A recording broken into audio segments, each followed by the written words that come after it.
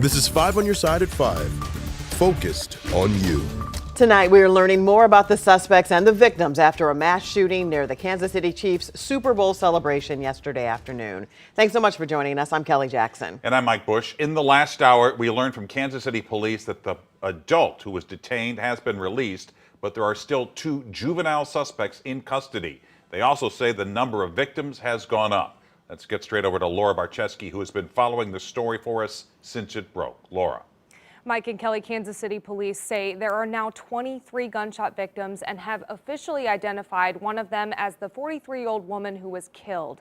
Her name is Lisa Lopez Galvin, a radio DJ. Investigators say the age range of the victims are between 8 and 47 years old, and about half of the victims are under the age of 16. University Hospital doctors say of the 8 gunshot victims they treated, 5 of them are now recovering at home. The other 3 are still in the hospital, 2 of them in critical condition.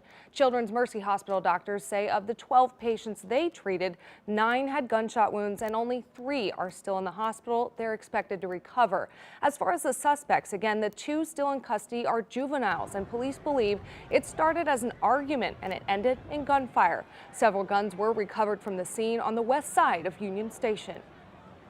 We have detectives that have worked overnight and through the night that are still upstairs right now working with our Jackson County Prosecutor's Office for the furtherance of this investigation. That we have all intentions of presenting charges. If you have any information or video, pictures, you're asked to call this number, 816-413-3477. That's the direct line to the Kansas City Police. It's been set up to respond to this tragedy. There are also extra mental health resources available, and anyone can call 988. Kelly. Thank you, Laura. And we will continue to follow this story on air on KSDK.com and on the 5 on Your Side app. There will also be updates tonight on NBC Nightly News. All right, time now for our weather first forecast. It's been a breezy day around the bi-state. Meteorologist Jim Castillo is tracking some rain, sleet, and can you believe it, snow moving our way. Yes, a couple of very cold days, and our northern counties, guys, already has a winter weather advisory. Starts up at 3 a.m. tonight into tomorrow till 3 p.m. And that includes Litchfield, Carrollton, and to Bowling Green. This is where we're expecting most of that snow and 1 to 3 inches there. So it's a weather alert day, a wintry mix for all of us. And the morning commute is the start time on that. And then it quickly changes to all snow. Temperatures around or just above freezing. And in the metro, wet roads. But when you get those bursts of snow, slick spots are expected. So we'll watch that all day tomorrow. But it's 52 right now. It's very nice. Clouds will increase as we get into tonight. So becoming mostly cloudy again, and about 33 for that overnight low in St. Louis. A little bit colder outside of the city. And here is that snow in Nebraska and also in the Dakotas. This is what's headed our way. Much more on our forecast. I'll time it out, coming out in just a bit. And our Weather First team keeps the forecast updated online. For a link, just text the word weather to 314-425-5355. Tonight, an Illinois family demands justice for a mom and daughter killed in a crash in downtown St. Louis. The 2 Chicagoans were in town for the Drake concert. Police say a driver was speeding when he hit another car and hit the 2 pedestrians. And today, a family member spoke to our Justina Coronel, who joins us now live from the crash scene at 18th and Olive. And Justina, what did they have to say? I spoke to one of their cousins, and they said their family is just devastated. They said the mom and daughter were best friends, and they did everything together. And today we've learned their identities. And the victims are 42-year-old Leticia Bracero, who also goes by Lati, and her daughter, 21-year-old Alyssa Cordova.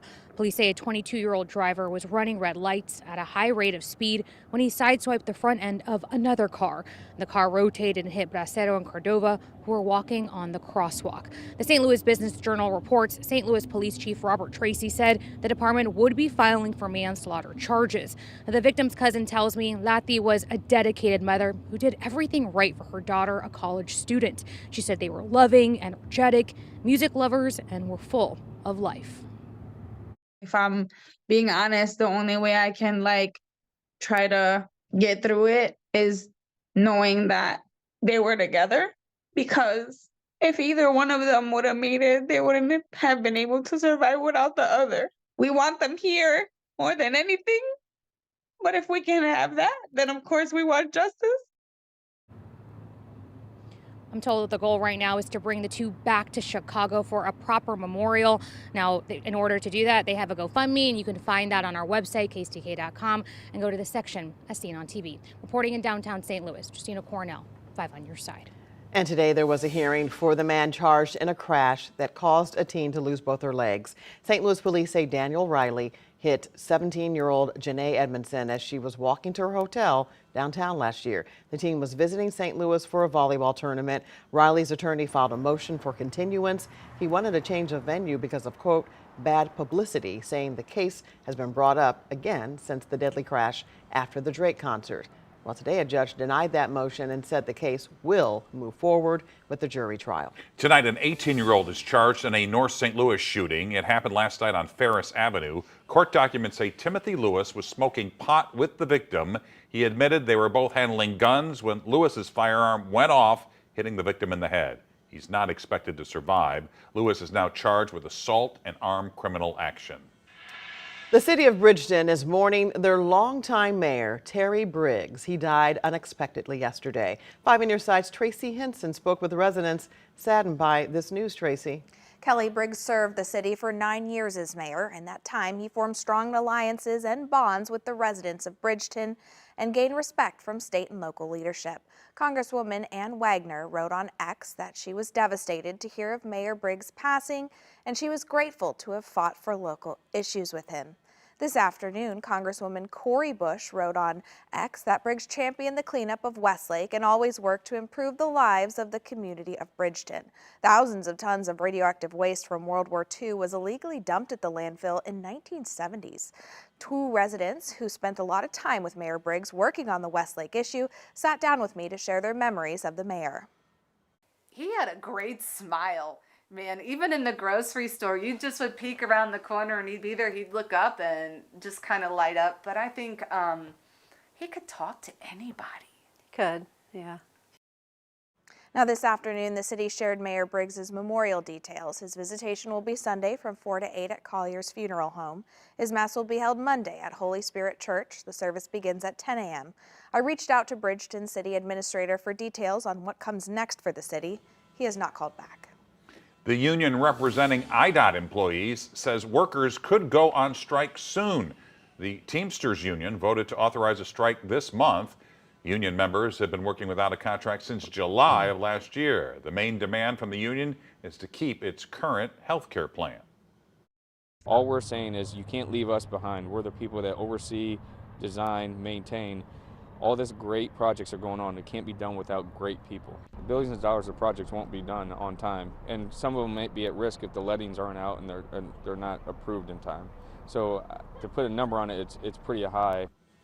IDOT says it has been negotiating since April. A spokesperson said, quote, the department looks forward to continuing a successful partnership with all its collective bargaining units now and into the future.